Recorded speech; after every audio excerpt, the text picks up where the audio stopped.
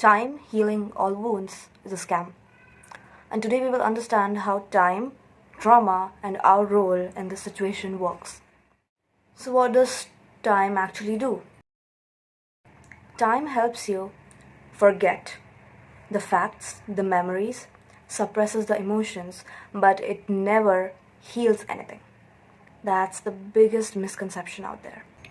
It suppresses all the emotions you went through at that point of time and makes you a ticking bomb. Because you have no idea, you don't remember the details, you have no idea when or what can trigger you and lead to an outburst. So leaving time to deal with all the trauma is a very dangerous thing. Our mind stores memory and our body stores emotion. Time may help us forget the memories of the things we went through in the short term, but the body remembers exactly what happened, every emotion you felt, and stores it in your body. Now, where's the proof? Are these things real or just something we are making up and just saying for views? No. What is the concept of generational trauma? It's a parent experiencing things early on in their life, forgetting about it, not healing them, passing on the same lessons, the same traumas to the next generation, and so on. Everyone is not healing it, leaving it upon time, forgetting about it, and passing on the trauma unhealed. The trauma remains the same, there is no healing happening over there.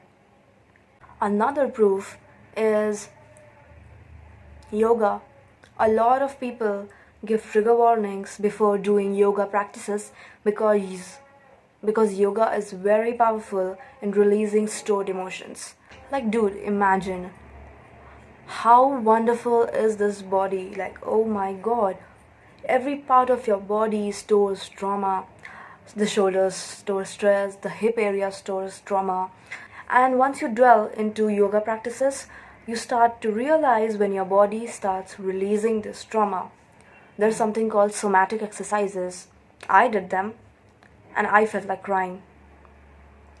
That's what happens.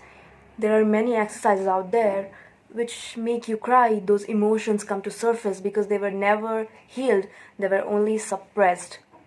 And sometime or the other, it's gonna pop up. This was a safe and secure way of bringing up the emotions which are unhealed. But what if it happens out of nowhere? Someone says something, you get triggered, it can harm you and the people around you. Just a short note, please subscribe to this channel to grow this community, and like and share this with someone who needs it. You can share it with your parents. So what's the safe way of doing it? Shadow work. Not everyone can afford therapy, so that's another thing. But the first thing you can start with is shadow work. Take a safe space. Start to slowly bring up things which are suppressed, which you don't really remember properly. Start asking yourself questions and things will start to flow. When you pick up your pen, write down, you will not realize how much you still remembered, how much those things still affected you, even the small things. Maybe being catcalled, or maybe being bullied in school, not even like a proper bullying, like maybe just some harsh comments from someone. Analyze it. How did you feel? What did it trigger in you? What did you suppress? Try to figure it out. This is the safest way of doing it so that you don't harm yourself and the people around you. Move on to meditation with intention. I recently realized that sometimes our mind is very cluttered.